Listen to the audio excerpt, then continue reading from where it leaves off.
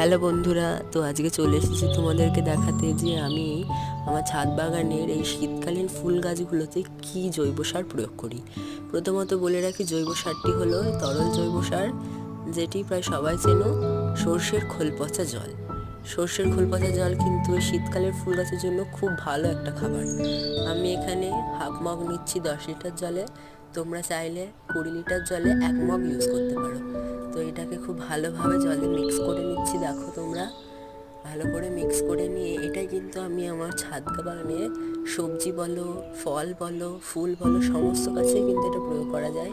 দেখো, আমি প্রথমে কাগজ ফুলটাই দিচ্ছি, তারপরে মড়ক ফুলে, তারপরে জবা, সব কিছুতেই কিন্তু আমি কম কম করে প্রয়োগ করছি। দেখো তোমরা এভাবে প্রয়োগ করবে। সো টাটা বন্ধুরা, দেখা হচ্ছে পরের মিনি ব্লগে।